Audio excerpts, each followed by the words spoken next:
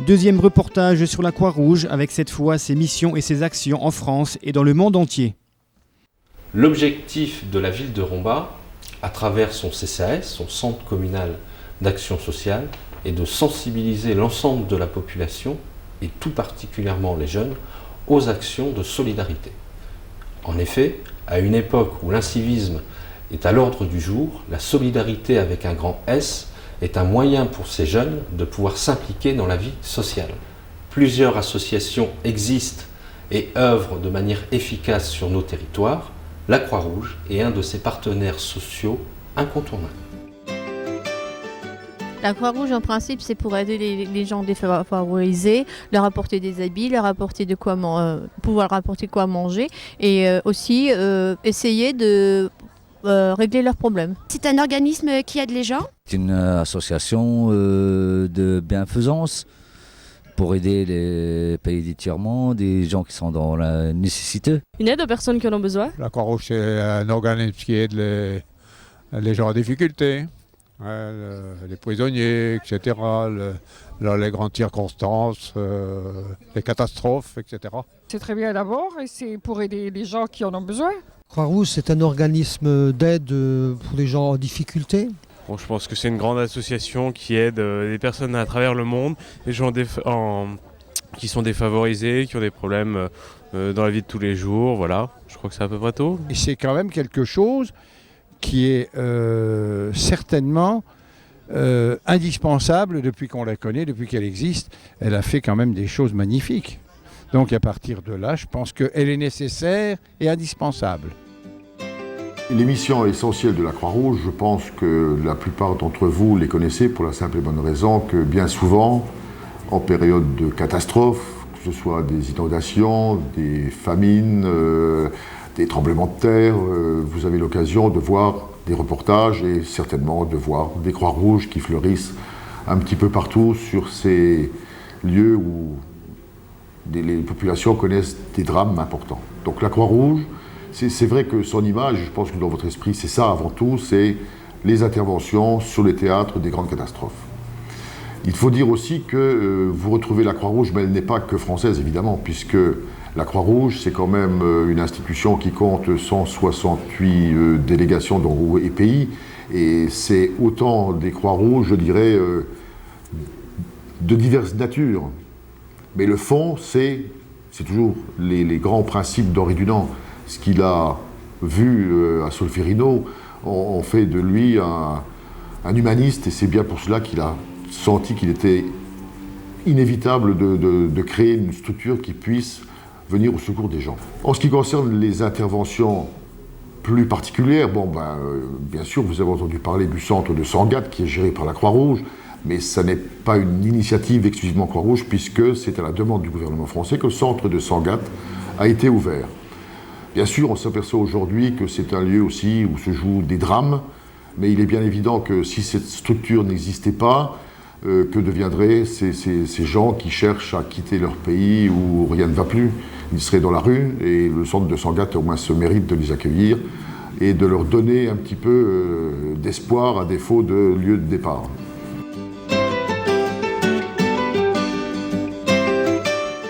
La Croix-Rouge a toujours eu des équipes de secourisme,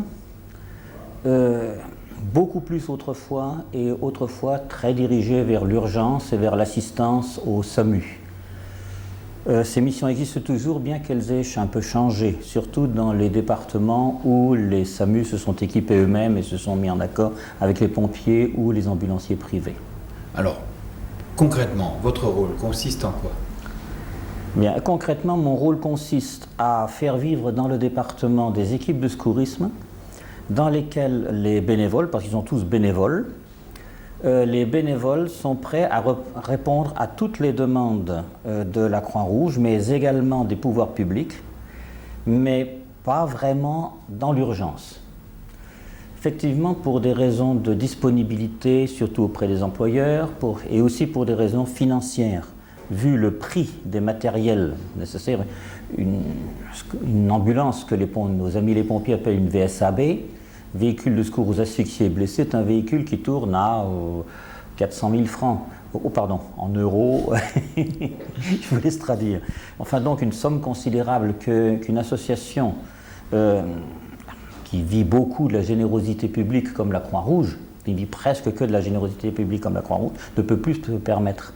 Donc de plus en plus dans notre département, les secouristes de la Croix-Rouge laissent l'urgence aux pompiers et interviennent après. Et je vais vous donner un exemple. Il y a quelques semaines, un autobus hollandais a été pris en écharpe par un camion italien. Enfin, leur nationalité n'a pas d'importance, mais enfin, je le cite pour que l'accident soit présent dans l'esprit. Ce sont évidemment les pompiers qui, avec leurs moyens humains et leur énorme matériel, et leur professionnalisme aussi sur le secteur de Metz, sont intervenus sur l'autoroute. Ils ont amené les blessés à l'hôpital.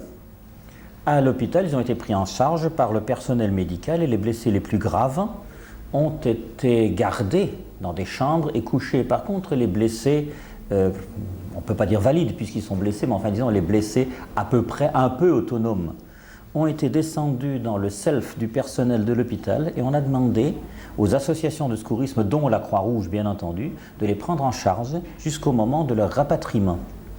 Ce qui fait que j'ai été appelé, alors que l'accident avait lieu à 3h30 du matin, j'ai été appelé vers 5h30, 6h moins le quart. Et je me suis présenté à l'hôpital une heure plus tard, 1h30 plus tard, entre 1h et 1h30 plus tard, et j'ai commencé à prendre en charge des gens qui avaient été blessés, qui avaient été soignés, dont on ne savait plus quoi faire. Et avec l'aide de mes secouristes, je les ai pris en charge jusqu'au moment où ils ont été mis dans des véhicules pour être emmenés à l'aéroport de Louvigny, c'est-à-dire vers les 10h du soir. Donc pendant toute la journée, nous avons accompagné ces blessés dans leur stress, dans les restes de leur choc, dans leur angoisse, puisque comme ils étaient sur plusieurs hôpitaux, les familles étaient dispersées et personne ne savait si l'autre membre de la famille était mort, blessé, dans quel état. Et nous les avons donc accompagnés jusqu'à tard dans la soirée. Ensuite, nous avons participé à leur transport jusqu'à l'aéroport de Louvigny, où des collègues secouristes de l'Association pour la protection civile avaient fait un petit accueil avant le départ. Et nous avons aidé encore à les mettre dans l'avion. Et nous avons considéré notre mission terminée une fois que l'avion a décollé à 1h du matin. Mais là, est-ce bien votre rôle ? Alors, il est clair qu'accueillir ces blessés dans le sous-sol de l'hôpital, il est clair que nous ne pouvions pas le faire seuls. Nous l'avons fait évidemment sous l'amical contrôle des services psychologiques de l'hôpital Bon Secours. Mais il est clair que quelqu'un qui a un bras en écharpe, il faut lui couper son beefsteak, il faut rester à côté de lui, et quand il craque, il faut savoir s'asseoir et l'écouter. Il y avait quand même plus de 30-35 blessés à peu près qu'on ne pouvait pas laisser seuls dans une cafétéria. Alors, évidemment, nous sommes loin de ce que moi j'appelle le pimpon bleu-bleu. Mais je crois que notre travail n'a de loin pas été inutile, et d'ailleurs les remerciements des Hollandais nous l'ont bien prouvé. Mais pour cela, vous bénéficiez de quel type de formation ? Alors, à partir du moment où nous voulons faire du secourisme, sur la demande des pouvoirs publics, pour être en équipe constituée, nous devons passer un diplôme qu'on connaît bien, puisque c'est le même pour tous les secouristes, qu'ils soient pompiers, Croix-Rouge, etc., qui s'appelle le CFA-PSE, Certificat de formation aux activités de premier secours en équipe. Voilà le diplôme de base, qui est évidemment agrémenté, et de plus en plus pour les secouristes de la Croix-Rouge, par un module d'initiation au secours psychologique, au soutien psychologique, pardon, pas au secours psychologique, au soutien psychologique. J'ajoute que ce n'est pas le seul travail des secouristes de la Croix-Rouge. La loi oblige souvent les organisateurs de manifestations à avoir un dispositif préventif de secours, ce qu'on appelle un poste de secours aux manifestations. Donc, supposons quelqu'un veut faire une rencontre de football, le maire de la localité, le sous-préfet quand il s'agit de grandes manifestations, ou carrément l'organisateur lui-même quand il est conscient de ses responsabilités, vont décider de mettre sur place des gens aptes à faire les premiers secours jusqu'à l'arrivée des secours publics. Ce qui fait que, par exemple, moi je vais envoyer, ou du moins le directeur local de la ville où se passe la manifestation, va envoyer une équipe de 4 personnes, avec un matériel qui est précis, qui est connu, qui est imposé par l'État d'ailleurs. Et et qui va leur permettre de conditionner un blessé éventuel jusqu'à l'arrivée de nos amis les sapeurs-pompiers ou jusqu'à l'arrivée de du SAMU du secteur ou alors d'un ambulancier privé qui sera missionné, enfin jusqu'à l'arrivée des secours publics. Mais la grosse différence entre nous et les sapeurs-pompiers, par exemple, c'est qu'eux sont vraiment soumis à l'urgence. Ça sonne, il faut partir. Alors qu'à la Croix-Rouge, nous avons plutôt une idée d'intervenir quand nous le pouvons. Je vais vous donner un exemple tout simple. Je suis à la retraite maintenant, mais j'étais instituteur.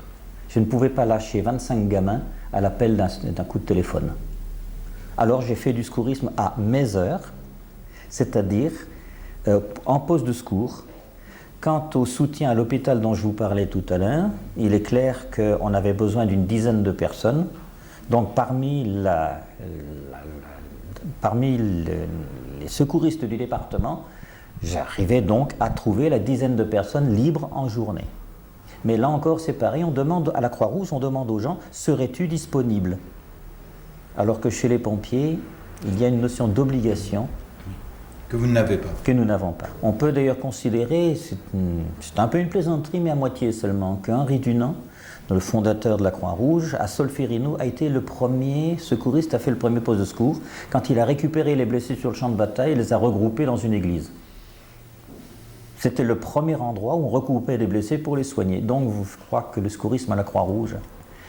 Il faut savoir quand même que pendant la Première Guerre mondiale, la Croix-Rouge possédait en France 800 hôpitaux. Elle possédait 800 hôpitaux.